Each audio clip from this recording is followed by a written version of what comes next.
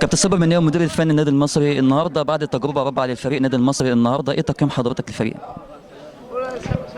انت عارف الماتشات بتاعت مع المريخ، المصري والمريخ، هم عارفين ان المريخ بيلعب باقصى طاقاته وبمنتهى الحماس، فبرضه اللعيبه متوتره شويه. وخلي بالك يعني برضه في ظروف السابقه اللي انت عارفها والجماهير كلها عارفاها ما بتخلصش بسهوله، يعني لازم اللعيب يخلص من المشاكل دي واحده واحده يعني.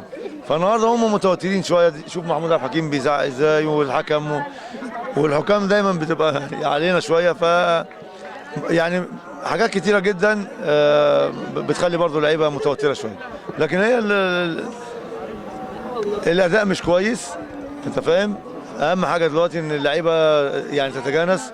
احنا بنكتشف حاجات كل ماتش من اللي احنا لعبناهم، بنكتشف حاجات مفيده جدا.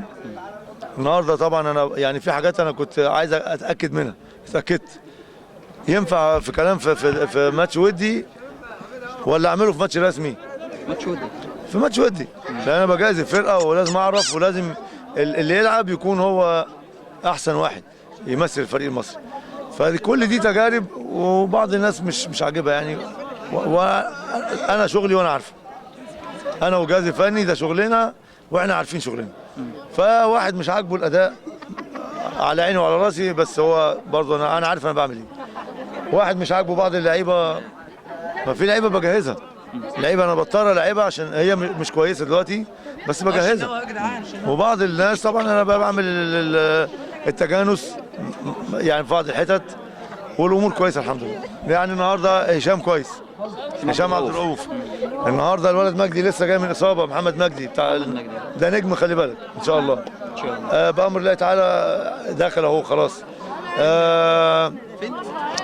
عبد العزيز توفيق بشوف برضه ناحيه شمال، بشوف محمود اهو بيأدي كويس جدا، على عاشور ما شاء الله كويس جدا.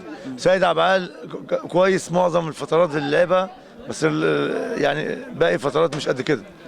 فلازم انت لازم تشوف المواقف كلها، ولازم تستفيد من ده وده. لازم تستفيد من الحالات الوحشه والحالات الكويسه. في الماتشات الوديه بتتعمل عشان كده.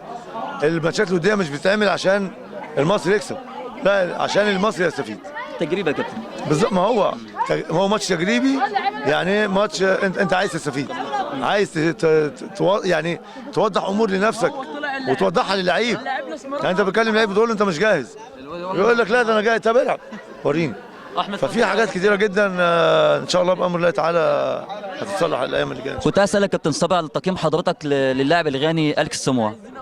حرام ان انت يعني تحكم عليه.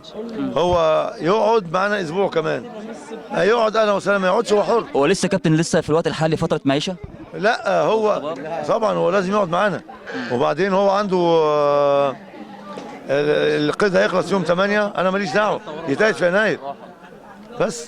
انما هو يقعد اسبوع كمان عشان نقدر نشوفه كويس ونحكم عليه. امبارح كان كويس في التمرين، النهارده هو متوتر شويه، عايز يخلص بسرعه، عايز يمضي بسرعه ويعمل، والكلام ده ما ينفعش. فلازم برضه يبقى فيه يعني صبر عليه شويه. بالظبط كده. توفيق كابتن صبري. الله يخليك يا استاذ عمرو، شكرا.